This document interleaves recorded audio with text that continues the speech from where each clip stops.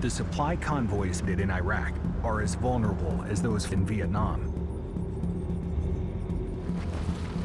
And the gun trucks protecting the convoys, similarly underarmed.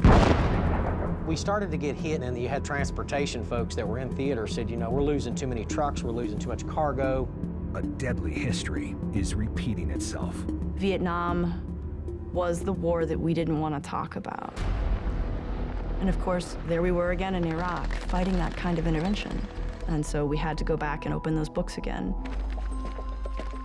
And so when given an opportunity to leave Vietnam, the military structures took that opportunity to forget everything we'd learned as a way to deal with the fact that it was an unloved intervention. An unfortunate side effect of not loving an intervention is that you try and forget all the lessons you learned as fast as possible.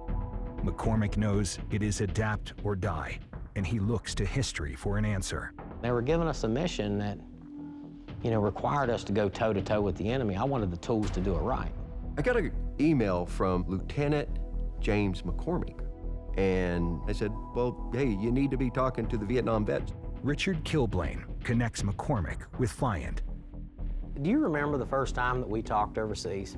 I believe that the words that I used was, I hear that you're one of those gun truckers over from Vietnam, and I said, and I heard you guys really kick some ass over there, and we want to do the same thing. Let's talk tactics. And he was wanting to know this and that, and we just talked gun trucking. The crews in Iraq were starting to build gun trucks, but there was no standard. You would take armor off Russian equipment that was left. The soldiers in Iraq develop new strategies and borrow others, including the Vietnam-era tactic of turn, fix, and fire. This tactic requires a gun truck to pull to the side of the road, turn into the enemy fire, and destroy.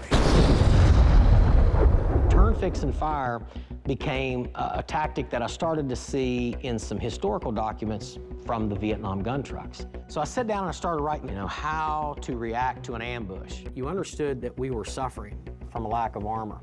That's whenever you guys really became involved in this fight. It was like you were back at war with us. It was like you were the mentors that we needed.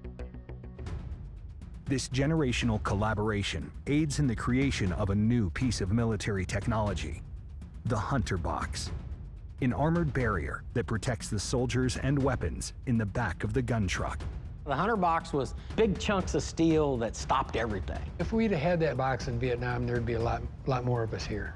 Larry Flyant is more than a consultant. After helping with the design, the Vietnam vet helps McCormick acquire 3 Hunter boxes from the manufacturer and sends them to gun truck units in Iraq. This box, you know, we turned into a rolling death and destruction.